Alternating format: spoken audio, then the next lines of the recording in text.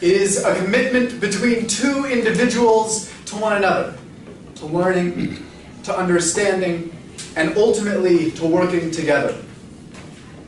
As humanity, we have a responsibility under the principle of equality to those same metrics. And it's because we, on side proposition, are married to the idea that all humanity should be treated equally, that we are proud to propose today's motion. We come to you with the following model, that governments would provide tax breaks in order to give couples who are married to one another in a licensed marriage incentive to marry individuals of interfaith or interethnic bases. Now, we'd like to provide the following observation. Because it is in the state's interest to decrease inequity racially and on a religious basis, we only need to prove that it benefits these goals and that this, in order for this to be relevant and accepted within the round. No, thank you, sir. I will be advancing the first two substantive arguments for side proposition in today's round. Afterwards, Mill will be presenting the third. Let's move on to the first, that we decrease social inequity using this model. No, thank you. Now, we want to do this using two layers of analysis. Firstly, we examine how this is going to begin a trend towards decreasing social inequity. We point out that when government endorses a position, it tends to increase the acceptance of said position. Look to the example of the legalization of gay marriage in the United States. After the Supreme Court decision that led to the national legalization movement, what happened was far-right candidates such as Jeb Bush, who ran against gay marriage in the past, was able to change and show that he supported it because it was lawful. Points. This allowed, I'll take a moment, sir.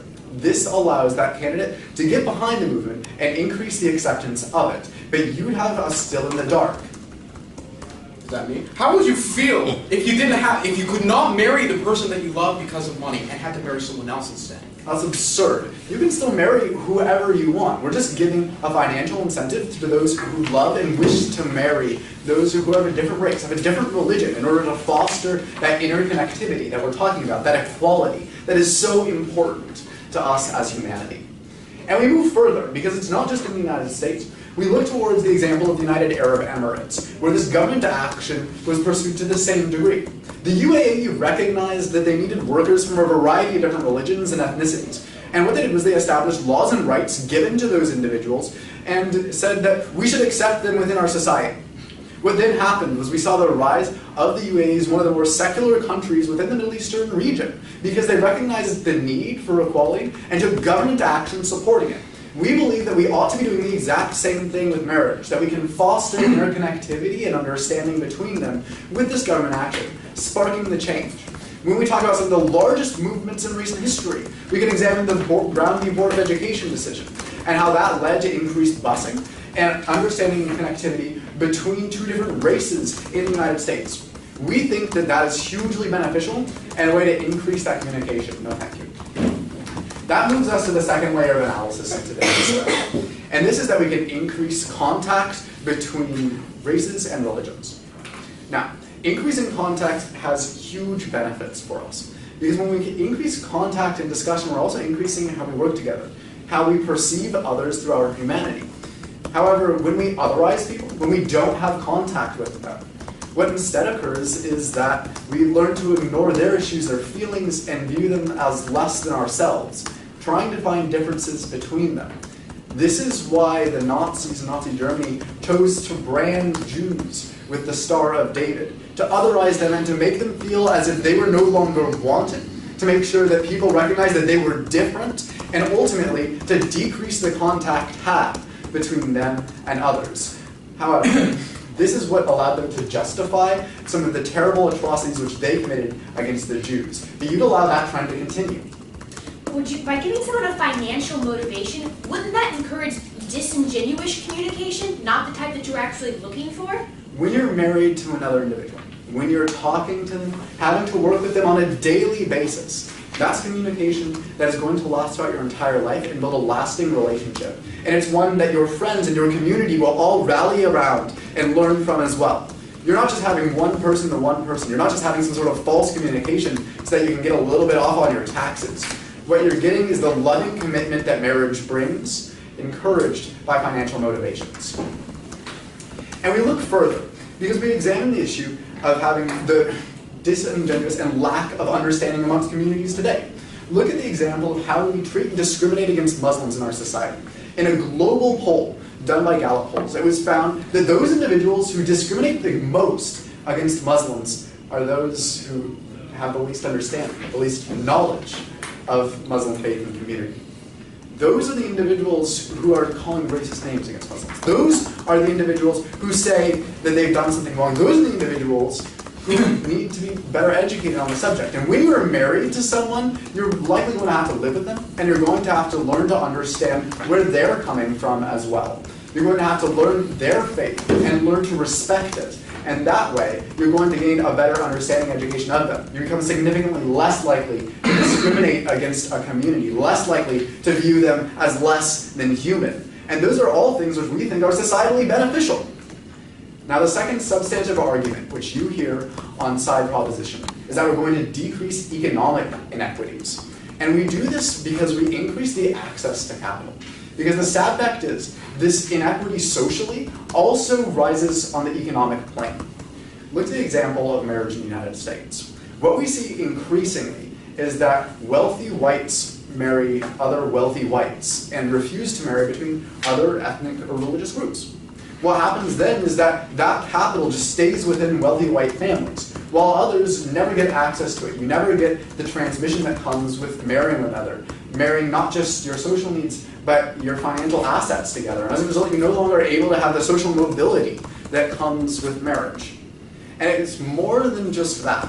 Because when you look to places like India, this is amplified on a huge scale, where ethnicities like lighter-skinned Indians tend to marry one another primarily as a transaction of wealth, because those are considered the most valuable of the marriages, and as a result, you get lighter and lighter-skinned Indians that choose to marry one another, that choose to marry for those financial reasons, that choose to ignore marriages that could happen outside of that inter-ethnic plane. And as a result, you don't get the benefits that come from it. But we can move this out to a broader scale now when it comes to how we can develop as a society. In his book, The Mystery of Capital, Hernando de Soto writes that increasingly we have the access of the developing world to capital that's not utilized. Over 150 years of what the developed world gives the developing world in terms of financial aid and incentives is accessed within the developing world. But they don't use it because they don't have clear ownership of it. Because laws in countries like Uganda prohibit certain ethnicities or religions from owning land. If you're allowed to marry into a different ethnicity and encouraged to do so, you get the ownership of that land, and as a result, you can choose to utilize it well. It's for that reason that we're married to this proposal.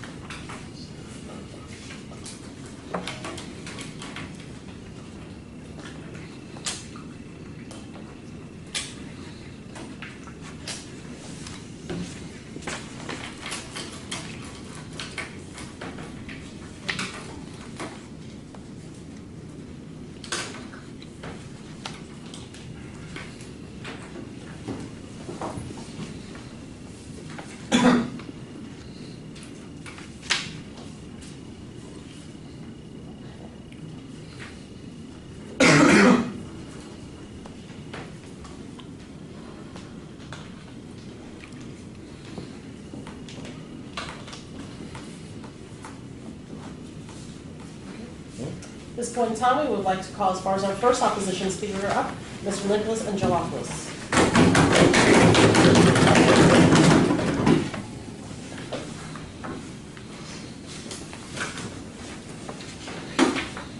We agree that people should be free to marry many people of different religions and ethnicities. And we agree that tax breaks should be affordable for people to make them able to marry whoever they want at all levels of income. But most of all, Team Opposition believes that marriage should be about the search for love, not the search for money. We can give people the capital to marry whoever they want without making it based on faith, without making it based on ethnicity. But we shouldn't create a perverse incentive for people to marry people other than the person that they truly want to be with, in the most important decision of their life. To make a decision that the proposition wants in terms of assimilating the population to create like a majority ethnicity that's not going to fight within one another. We think it's incredibly wrong, both culturally and in terms of just like fundamental marriage and love. That's why we're so proud to oppose this motion. First, let's deconstruct their case. Their first argument is that they would decrease inequality. This is frankly a ridiculous argument. Poverty transcends race, poverty transcends ethnicity, and poverty transcends faith. And what we know is that the number one indicator of who you marry is not even their race or their ethnicity, it's their socioeconomic level. They have no way of showing that the people are going to marry outside of the socioeconomic level, and therefore no claim to decrease inequality. No, by the way, the gay marriage decision did not lead to acceptance of gay marriage within this country. It led to flights of evangelicals from this country to Africa to preach anti-gay sermons that led Africa to adopt like the death penalty for being gay in a majority of Africa. It led to like huge protests. It led to what's that Kim Davis lady that's out there not issuing gay marriage licenses. It is not leading to acceptance. This is a delusion. Moreover, this argument is complicated by the fact that they're not actually talking about what they're supposed to defend in the motion. How about faith, which is something that they didn't talk about? You can change your faith at any moment in time. Tomorrow I could be a Buddhist, the next day I can be Hindu, right? That gives me the tax break. So how can they solve for anything, having not had anything in their model that's going to keep me from changing my religion at any point in time, which is something that I can do. So this tax break, at best, benefits only the people who are cunning enough to exploit the system, and at worst, benefits nobody. More likely, they talk about how you're less likely to view people as less than human if you marry to them. So this is like the only piece of offense that they really have in this argument that makes sense. But here's why it doesn't. The people that would marry the people that they quote unquote view as less than human are not the population that you have to target. If they're going to marry the person already for like what they call a small tax break, then they're not the people that view, African Americans as less than human. It's a completely different population. And so I don't understand how they're going to reach out to them. In fact, they're not. The second argument is about financial assets. They didn't help tell you how they're going to solve. All the stuff I've been talking to you about socioeconomic levels still applies to this argument. And they're not going to solve, even based on ethnicity. You can say, like, I'm a sixth Chicano, right? And like, they have no way of testing that. It's an impossible thing to test. Are they going to go and take everybody's blood? Is that the way it's going to work? And if so, is it going to be, oh, I'm like 1/8 Native American, I deserve to have a tax break, but is it going to be based on like what majority ethnicity you are? What about people that are mixed? Right? These questions are unanswered because it's an impossible thing to do. And therefore, it's going to lead to an easily exploited system because they have not thought about these questions when building their model.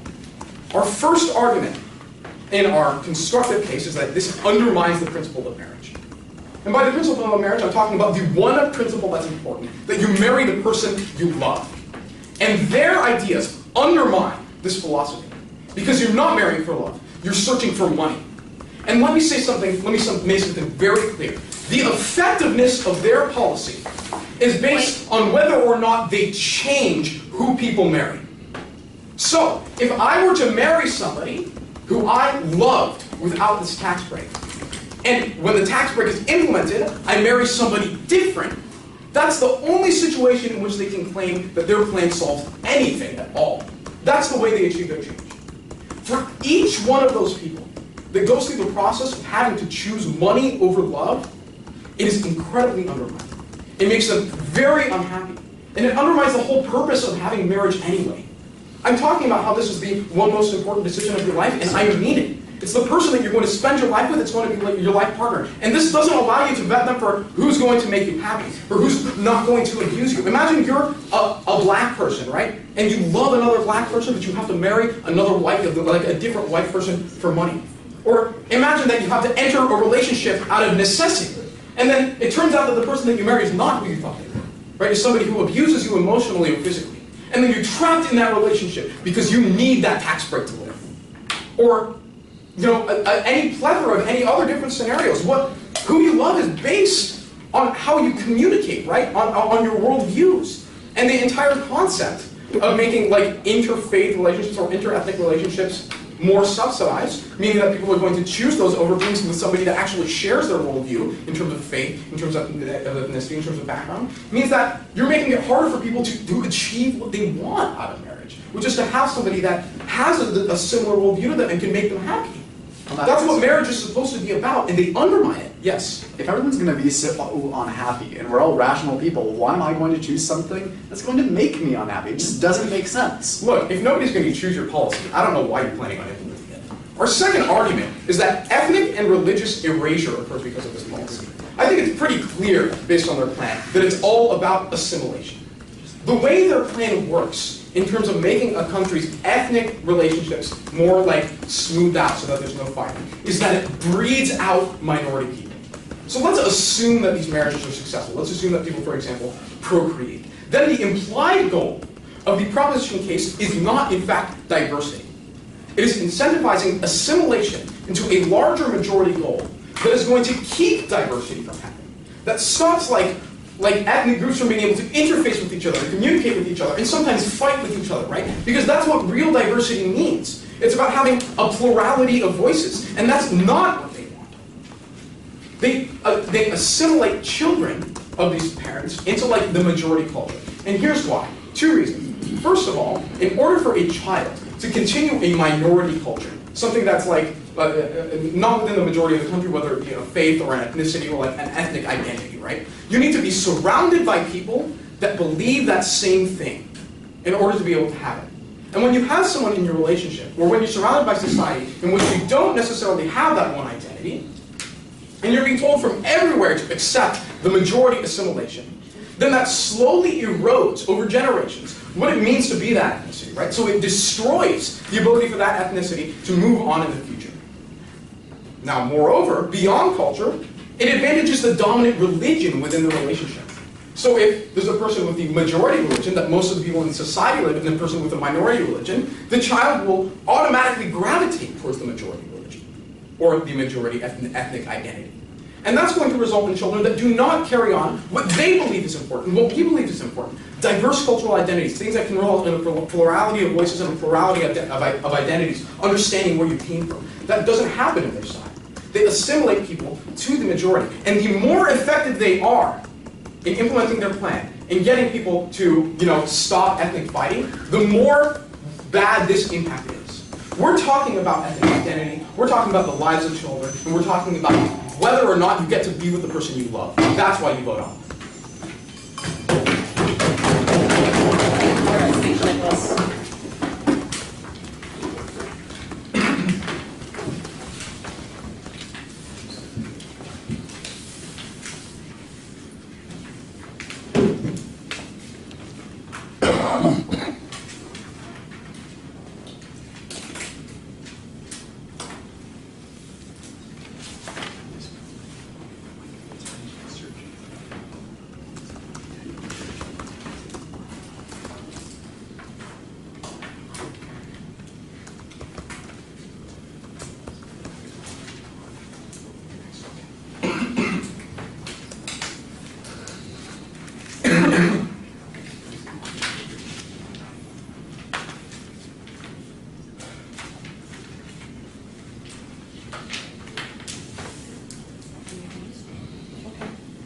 At this point in time, we would like to call Millen Armitage up for the proposition.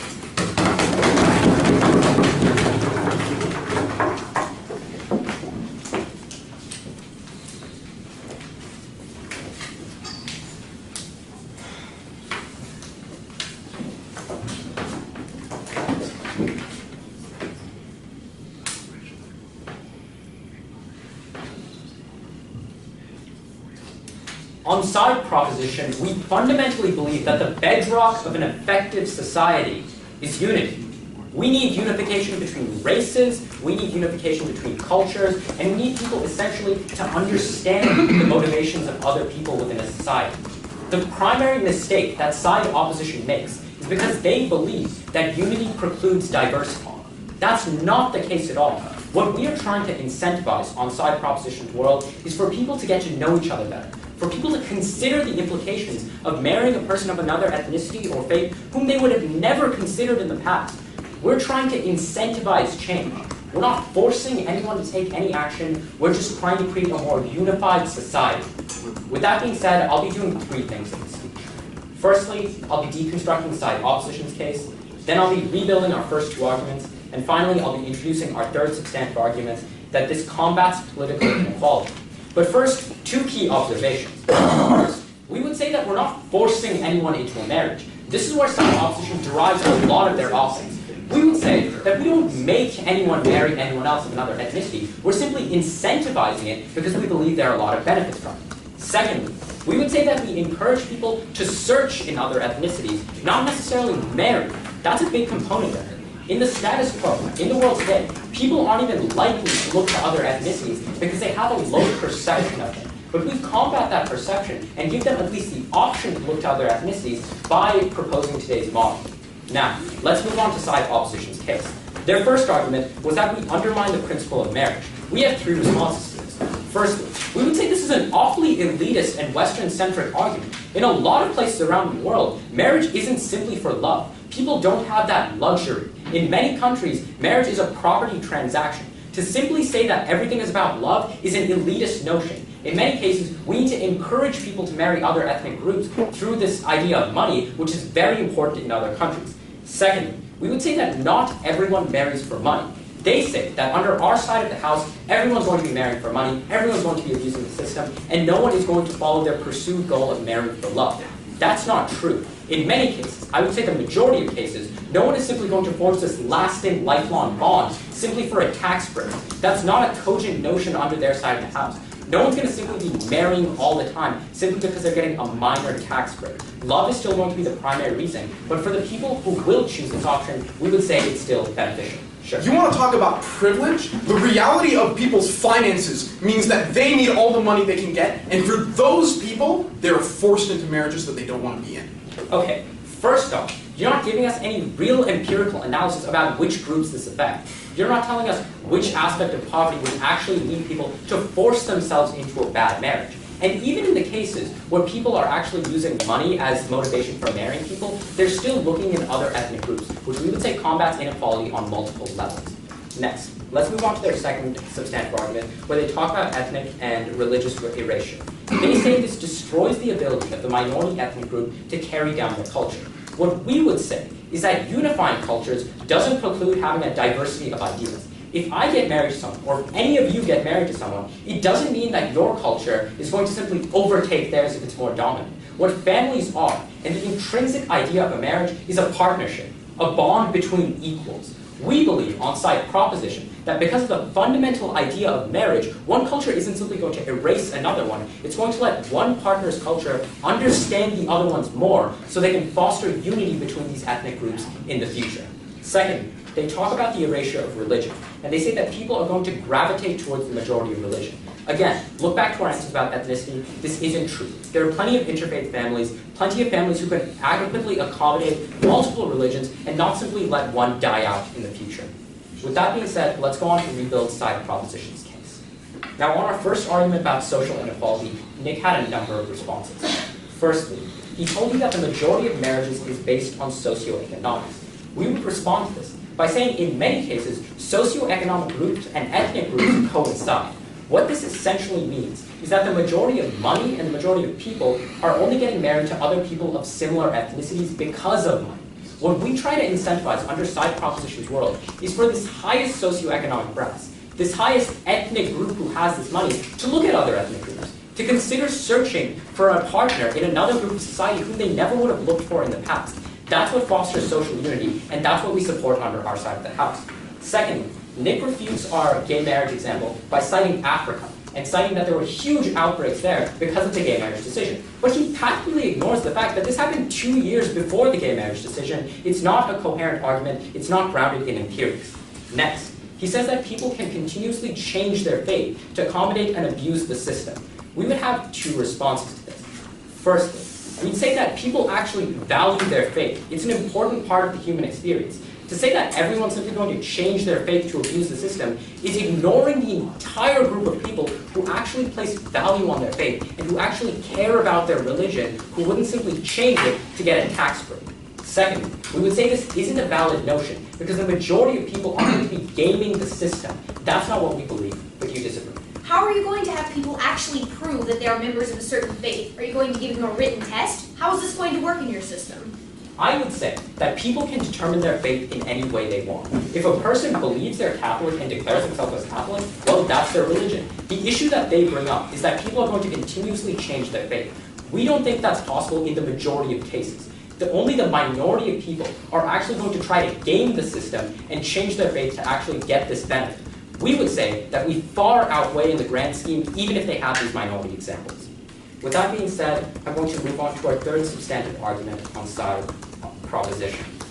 What we say is that we can combat political inequality by actually allowing people of different ethnic groups to get to know each other and to get to understand each other more effectively. Firstly, we see this on the level of combating inequality in terms of candidates.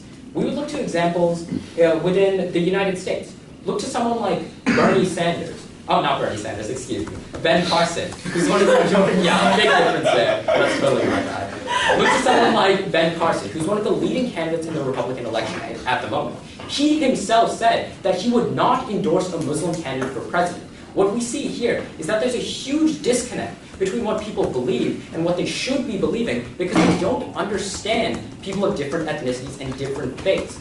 We see that maybe if people had more interaction, if we could foster more interaction, we wouldn't see this radical minority actually not believing that a Muslim could be elected as president. We try to foster that communication by incentivizing marriage in these scenarios. But then, we would cite an article by Nate Silver, renowned statistician and pundit, who noted that people who live near or have close connections with African Americans are more likely to vote for them in elections. However, when we see the converse is true and people don't have close interactions with African Americans, the reverse is true. They're more likely, overwhelmingly, to elect white candidates in elections.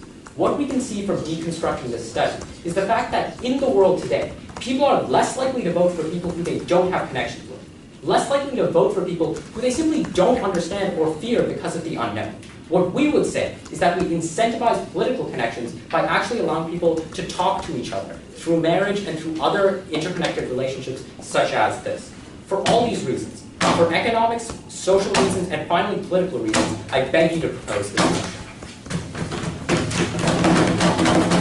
Thank you, Lily, for that speech.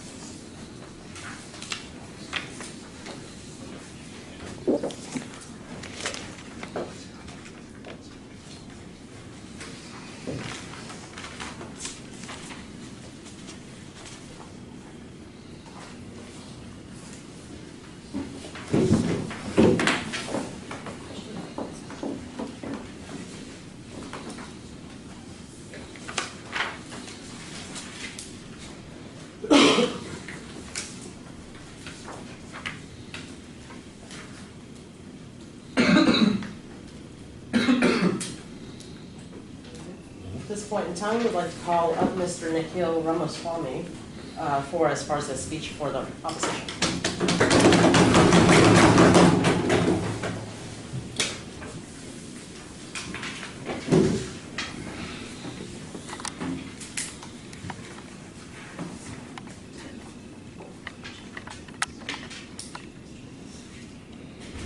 It is the firm belief of side opposition that any marriage, regardless of faith, regardless of ethnicity, needs to be based on one principle, and that is love. Side proposition tries to tell you that that principle is still upheld even when you financially incentivize these interfaith and interethnic marriages because, quote, you can still marry whoever you want. But the issue, however, is that they fail to realize that socioeconomic status transcends all other issues that they bring up. Because, let's face it, people are more concerned about protecting their economic status, their economic interests, and this impacts people in their marriage decisions, especially when you offer financial incentives for these marriages. So, in today's speech, I will be going over I will expand upon the first two substantive arguments brought up by team opposition. I will respond to the third substantive argument made by the made by the proposition, and then I will try to elaborate on the third substantive argument for our case. So firstly, let's look at what they said against our points. Against our first contention, they said that with increase, we will not undermine the principle of love because there will be true unity. But the issue here is that that's not really the case, because true unity is founded on the principle of love, not on whether or not the interfaith or inter-ethnic relationship will actually foster increased communication. They're trying to tell you that you will increase unity among the two minority groups or minority-majority groups that are actually being married in this particular scenario. But the problem is, that's not simply true. They even go so far as to say that love is an elitist idea, and that is not true either. When people try to undermine the basic principle of marriage, which is love, that cannot be an elitist idea, and it's something that everyone should promote. But you would disagree. The problem here is oftentimes there's not even any communication, any chance for love between groups because they never see each other, never talk to each other. We give them an incentive to do just that. What we are trying to tell you is that even if you try to foster more communication and more discourse between two different ethnicities or faiths, the issue is the underlying principle in your scenario, and what you are advocating for is the need for socioeconomic status to change and the need for money-based incentives to be there. But that undermines the whole principle of love and the whole principle of marriage, which is what we tried to bring up in our first substantive argument. But let's go to what they try to tell you against our second substantive argument. We tell you that ethnic and religious erasure takes place because when two different ethnicities and two different faiths are to engage in a union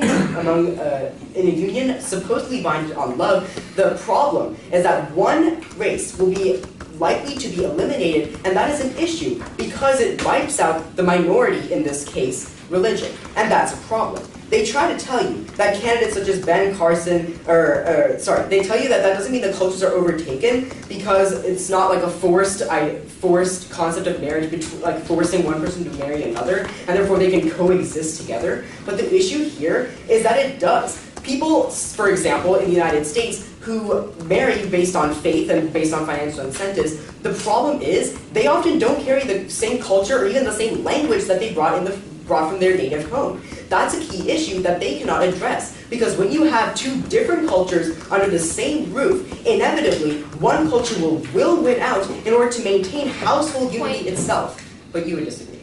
So as you say, marriage is based on love, and love is about equal partnership. So how can you claim that marriage is based on love, while at the same time saying certain marriages will lead to more assimilation and ethnic erasure? What I'm saying is that marriage is based on love. It is based on equal participation. But what I'm saying is that if you want to have a marriage between two different faiths, it has to be based on equal love, equal guidance, and to ensure that they are not blindly moving into something just based on financial incentive. At the point where this whole love and this whole marriage relationship is based on that financial incentive, you damage the whole marriage process, and you principally ensure that there can never be equality, because inevitably one culture will dominate the other because there won't be any communication, which is something you seem to believe will take place. But now, let's go on to address their third substantive argument, and that you will combat political inequalities. They address the issue, they address the example of Ben Carson, in which he was a minority race candidate who was able to gain a lot of traction in the elections. But they also told us that currently he has not endorsed Muslim candidates. This is a problem. They try to tell you that when you have interfaith and interethnic marriages between, say, a Muslim and another majority race in the United States, then Muslims' voice will increase overall. But if just like 2 or 3 people marry based on financial incentive, or maybe break up right after, that won't necessarily mean that the Muslims' voices are actually heard, especially because this marriage is not grounded on true love, and it's based on financial incentive, in this case, tax breaks. It's not a long-lasting solution that they would advocate for, and it's certainly not a better proposal. Now let's go on to the third substantive argument for team opposition on why we should not have financial incentives for interfaith or interethnic marriages. And that is because it creates significant backlash, both physically and mentally. So firstly, let's look at how it creates backlash physically. The problem with interfaith and interethnic marriages based on financial incentives is that people will reject the minority communities more because they feel like the very principle of marriage is harmed, as Nick outlined in his first substantive argument. But more importantly, from a mental perspective, there will be a stigma that's created that is associated with interfaith and interethnic marriages, that people are just in it for the money and not for love. This harms people in 2 levels. both individually and at a societal level. Let's focus on individual levels. When two people marry for financial incentive between races or between ethnicities, the issue is that people within the marriage itself will question whether or not it will be a long-lasting one, because they married based on whether or not they would receive tax breaks. And like Nick brought up, if they keep changing their race and ethnicity every day, for example, from Buddhist to Shintoism to Hinduism, then the issue is that you can have multiple marriages based on different ethnicities that don't really equate to anything. This is a significant problem. No, thank you. But on a societal level, you will create, these interracial and interethnic marriages will be frowned upon by society because of this perpetual stigma that's created through financial incentives to prioritize these love-based relationships, or these supposedly love-based relationships, because it's viewed as money-based instead of love-based. And that is the principal thing that side opposition cannot stand for, and that is the search for money over the search for love. And so therefore, we have to negate this notion. But moreover, what we tell you is that creating backlash will increase overall, because when you have these ethnic relationships based on different ethnicities and different races, then you will be able to not just... The issue here is that unfortunately, that financial incentive will harm their outlook on society. It'll harm the newlyweds' ability to interact successfully with society based on what they try to tell you that it'll supposedly increase interaction. Remember, I told you it'll create this stigma in society that frowns heavily upon people who prioritize financial-based marriages over true love-based relationships, and therefore they can't really be productive members of society like they claim to be. Therefore, overall, when we compare both the world of the proposition and the world of the opposition, it's clear that love-based relationships definitely win out over money-based ones, and the search for love definitely has to be prioritized more than the search for money.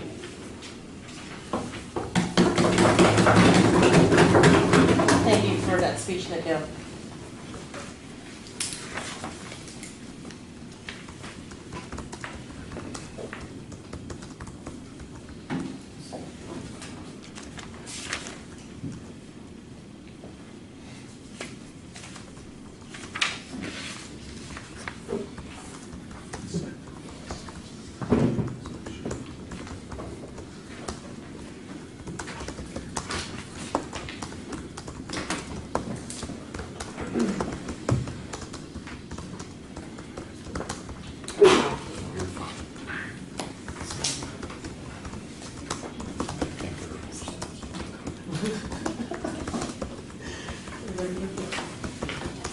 Point in time, we would like to call Sonia Huang up for the proposition.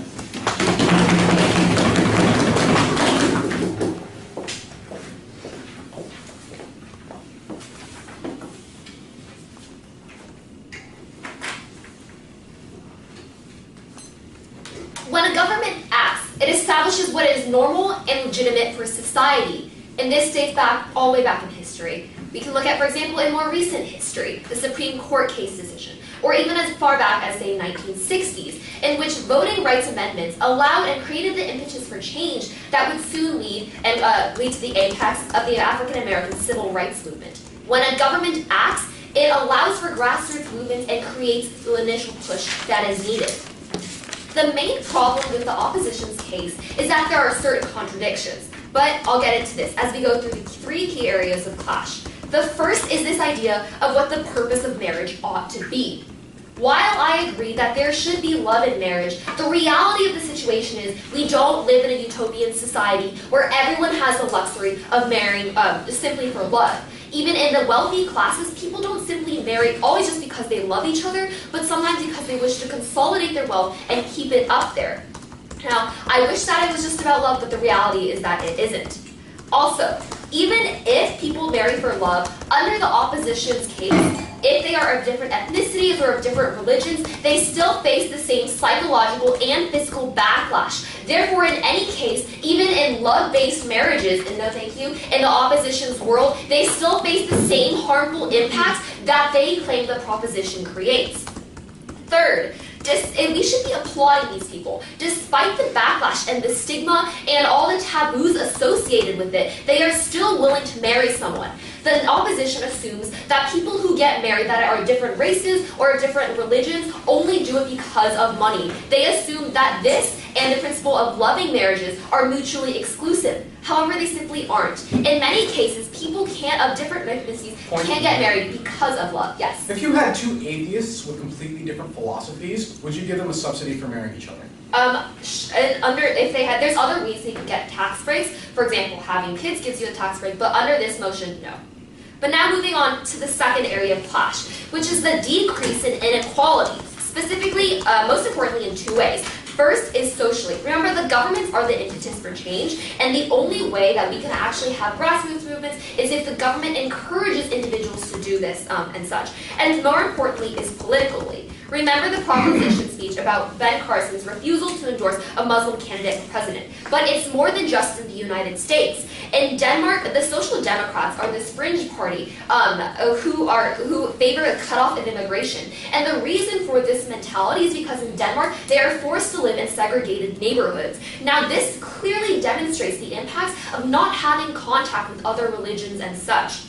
Also, in Nigeria, what we see is that the leadership is currently, is constantly switching between Christians and Muslim leaders. And each time one of these parties takes over, they try to suppress the other religious group. Instead of having these groups trying to compete against each other, we should have them try to work together, have more cultural unity so that the nation as a whole can prosper more. And the third area of class is the issue of cultural and religious diversity, but before we get there, yes. If you're going to get two people with different ethnicities to marry each other, I would hope that they already had contact. Sure, that's exactly the point. I'm not quite sure what that statement was supposed to show, but I'm showing that if there is a possibility, and it's very clear that in many cases there are cases in which people of different ethnicities or religions love each other and get married. But now moving on to the third area of class, which is this idea of cultural and religious diversity. First of all, recognize that if two different people of different ethnicities had children, this child, whether it be someone who is half Asian or half white or half black and half white, had this unique cultural identity. The opposition assumes that by their reasoning, we should never allow people of different ethnicities to marry each other, even if it is for love. Because in those cases, then there would be this whitewashing, there would be this erasure of culture or religion, no matter what or why, no matter what their reason for marrying was.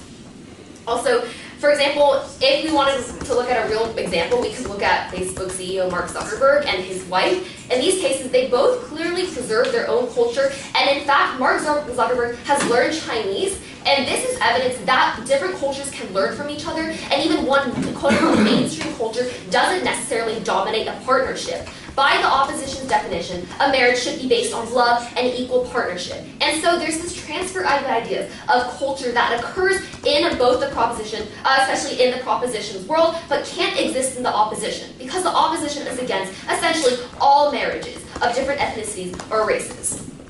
Essentially, in today's round, we see that there are far too many contradictions in the opposition's case. The primary one we should be focusing on is this idea that they assume love based on marriage and interracial marriages or interreligious marriages are mutually exclusive, when in fact they aren't. And we see this empirically today through many couples. I'm sure we all know of some couple who with the man and the husband and the wife, or husband and husband, wife and wife, coming from different religious backgrounds or ethnic backgrounds and such. So we see here that these two can coexist without the erasure of the other. The second important contradiction to note in the opposition's case is that by their logic, because of the psychological backlash, because of the stigma that people will face when they marry someone of a different religion or ethnicity, we should never allow people to marry people outside their own categories. But this only works against the opposition, because what it means is that we are reinforcing this mainstream class because we are only encouraging them to marry each other. This logic is roundabout and only reinforces the socioeconomic inequality as well as just like social inequality in general that the opposition claims to try to solve. And finally is this idea of the purpose of marriage. Remember, in many countries outside of the United States, people don't have the luxury of marrying for love. A lot of times it comes from out of necessity for socioeconomic needs, yes? Do you think it's right that people marry for property and money? No, I'm sorry, yes, I think it's fine, whatever their reasoning is. I'm just saying that even if you adopt their your reasoning that marriage should be for love, or whether you consider the idea that people might marry sometimes to consolidate their wealth, in either cases, we still look to the proposition, because the proposition is the one that is increasing contact, that is making sure people actually have the opportunity to have this cultural exchange in the first place. Now, in an idealistic society, we would say that everyone should marry for love, no thank you, and that there should be no poverty, no socioeconomic inequality and such. But the reality is, because of hundreds of thousands of years of systemic marginalization, there are groups that need far more help than others. And because the government, when the government acts, they're the ones to first initiate change that will soon permeate throughout the rest of the population. It is the job of the government to ensure and promote cultural diversity, to promote socioeconomic the relief and such for people who need it the most. In cases such as these, we shouldn't be saying that if people of different religions or races get married, this will lead to more backlash psychologically and physically, because this has been the same rhetoric that has been used for centuries to block this type of marriage in the first place. It's time that we recognize that the only way we can have less inequality in the world today, whether socially, economically, or politically, is to have increased contact with people whom we may not normally talk to, or who are not classified in our sense, in our same category, whether that's religiously or ethnically. And for all these reasons, we are proud to propose this motion. Thanks, Mike, for that speech.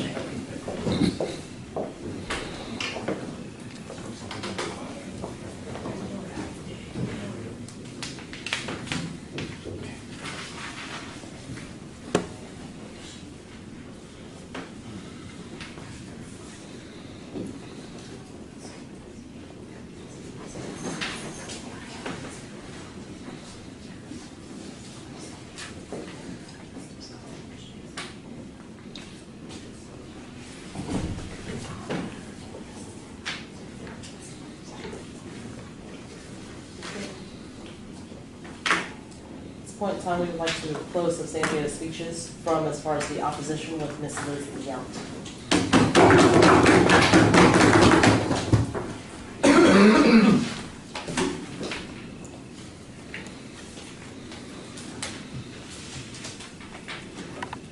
Imagine being married to someone of a different ethnicity or faith and having to ask yourself the question, do they love me for me, or do they love me for my money?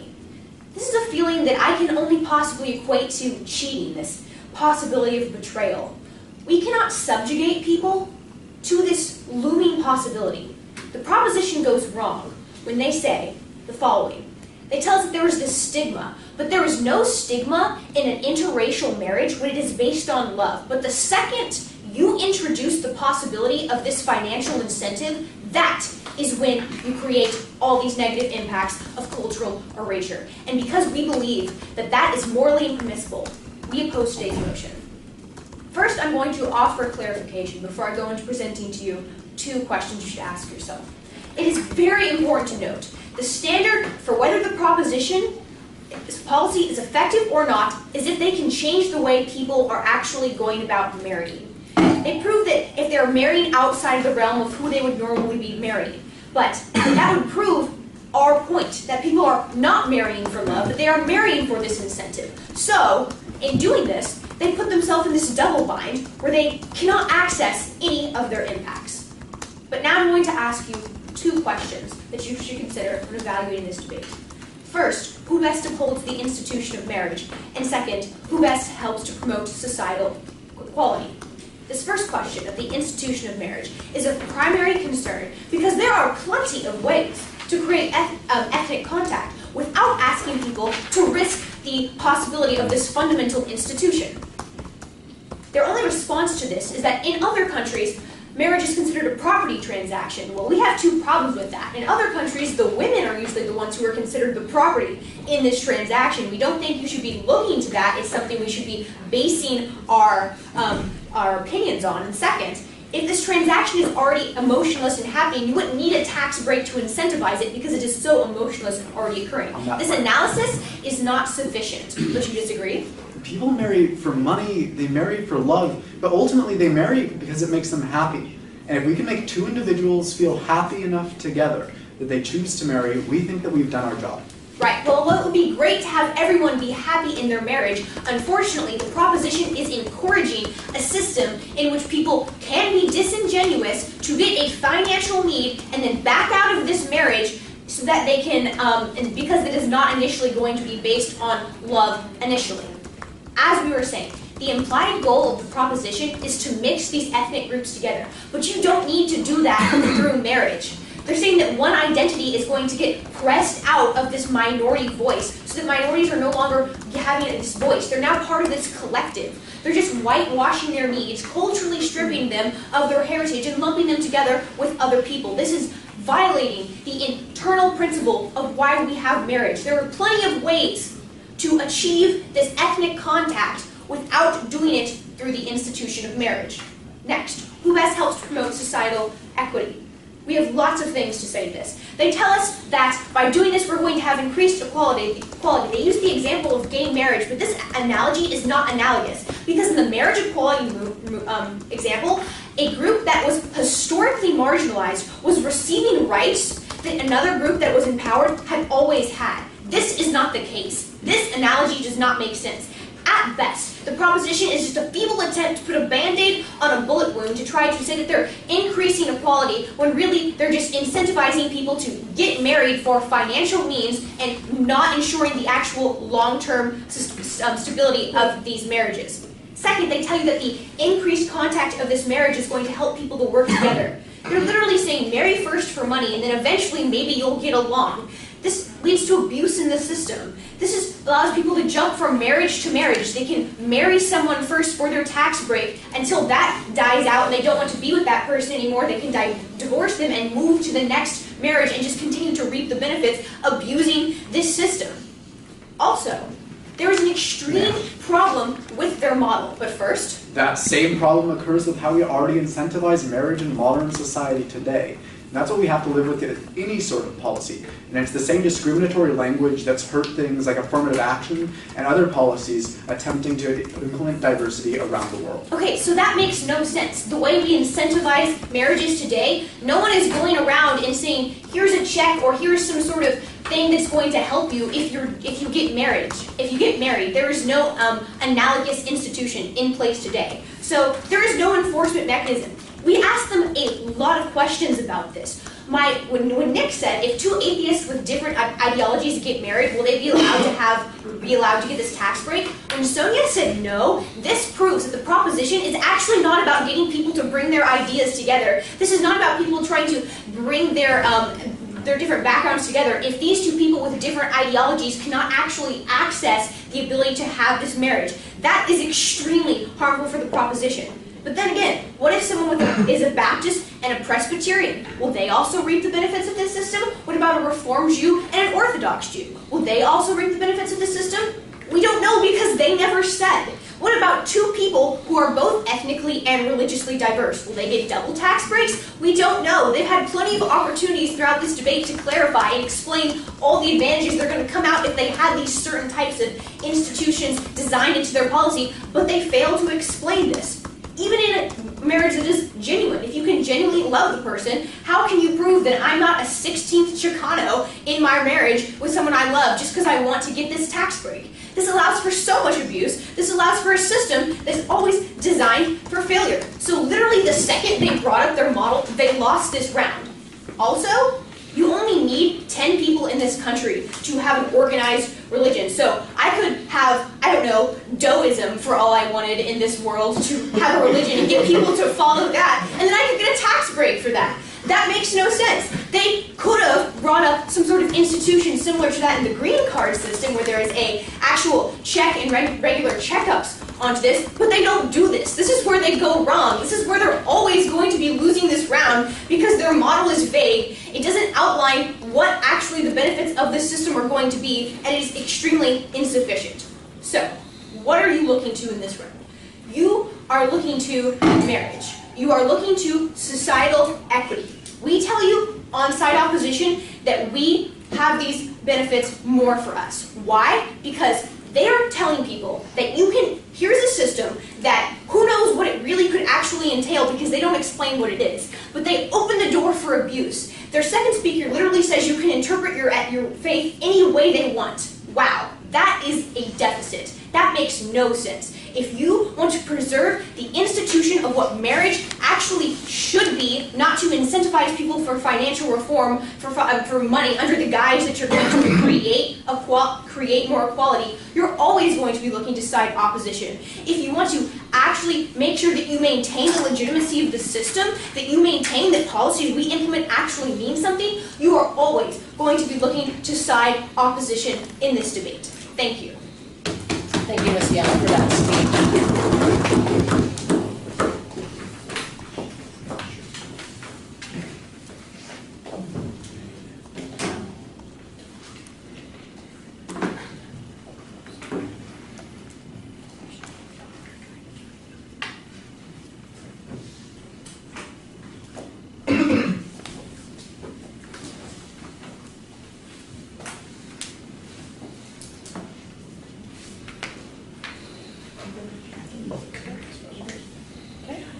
One time we would like to hear as far as the final reply speeches, starting off with Team Opposition with Nicholas Angelopoulos.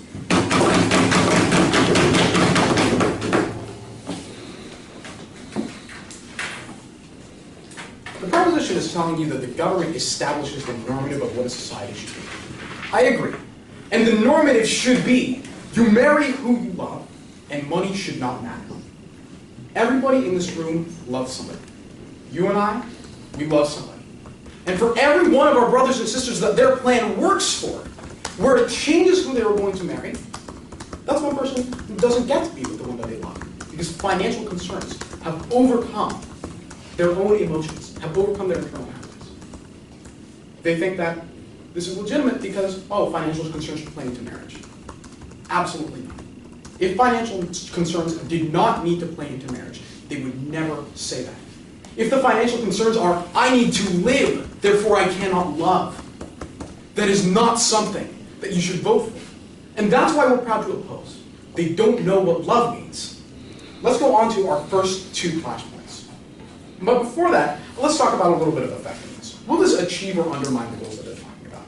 They say it increases the contact between populations. I said to POI, well, if you're going to marry someone, don't you already contact with them? They kind of blocked it off, but it's true. They're not targeting the population that they want to. They want to get rid of bigotry. Why are you targeting people that are that would marry each other and vote for Ben Carson?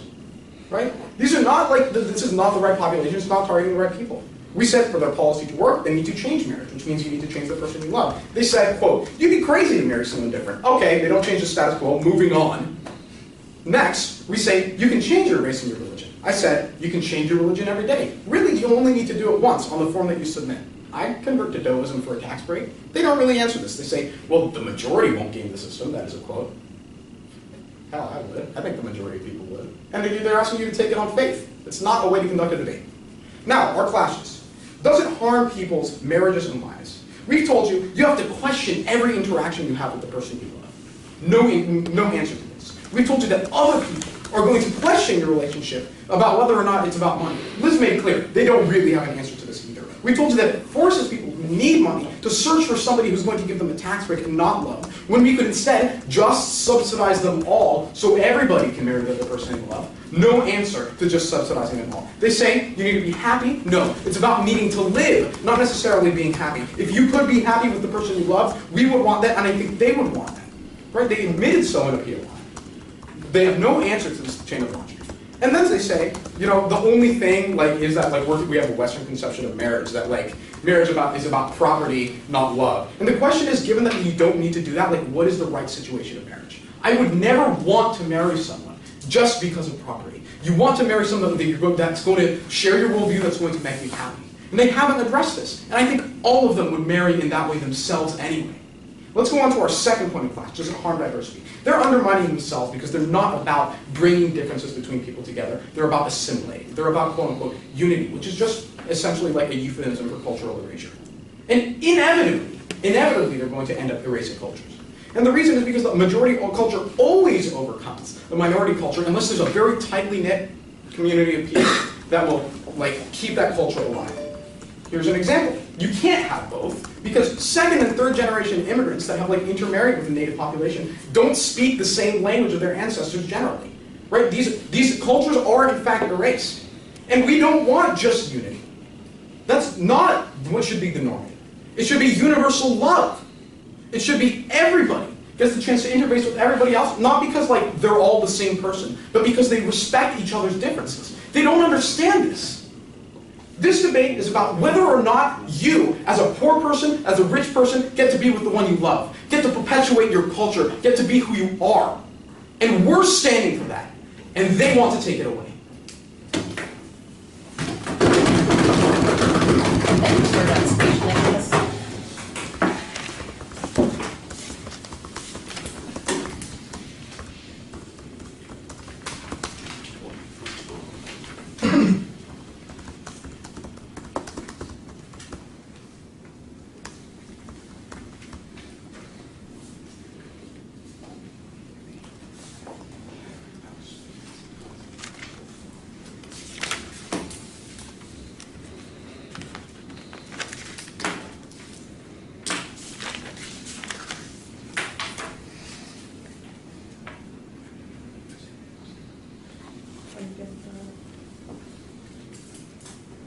I'm ready.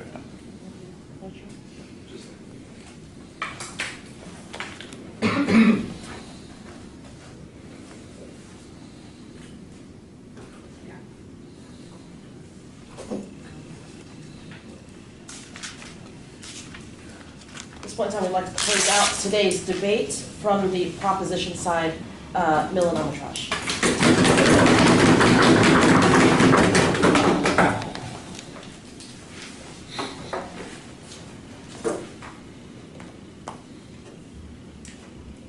Let's all clarify one thing right now. Marriage is complicated. It's not just about one thing. It's an awfully simplistic minded view from side opposition to tell all of us here today that marriage is just about love. There's a multitude of factors that go into a decision when you're marrying someone.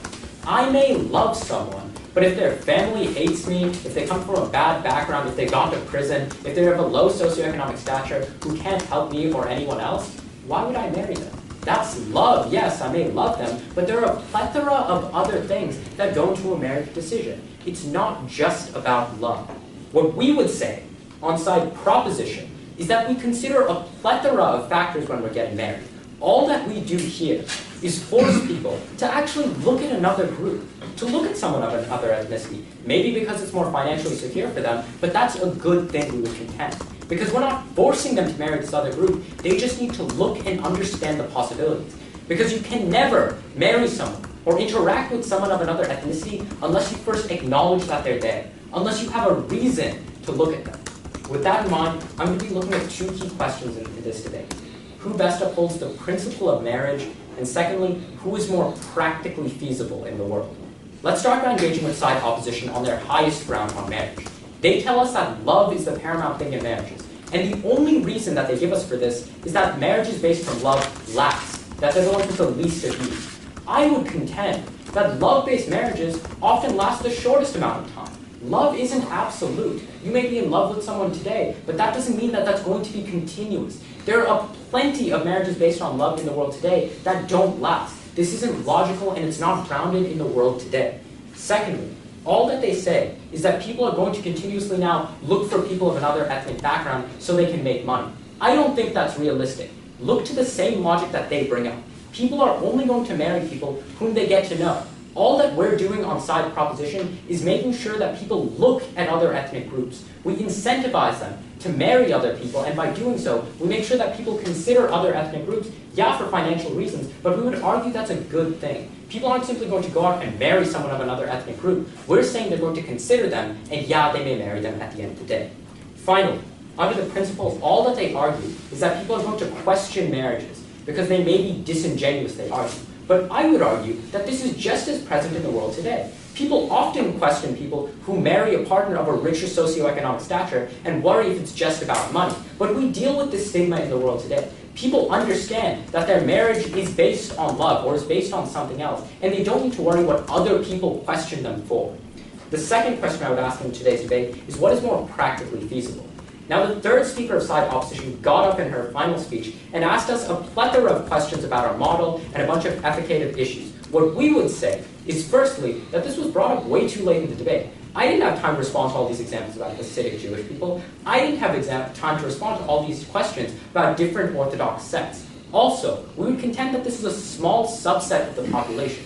We still address the majority of ethnic groups and the majority of religious groups who fall under the umbrella of our plan. Secondly, they said there's a large chance for abuse. We would contend that not everyone is going to be switching their faith every day. Sure, Nick may want to game the system, but I would contend that there are laws in place today, and not everyone goes around trying to game the laws and game the system. We aren't a society of lawbreakers, we generally follow the law. Remember our case. What we essentially tell you is that we don't force people into marriage, we let people consider the implications of other ethnic groups who they would have never looked at in the past. They don't consider this socially. We tell you that you need contact to establish relationships. They don't consider this economically. You need the chance to marry out of your socioeconomic class and ethnic group. And they don't consider this politically. For all these reasons, I beg you to propose.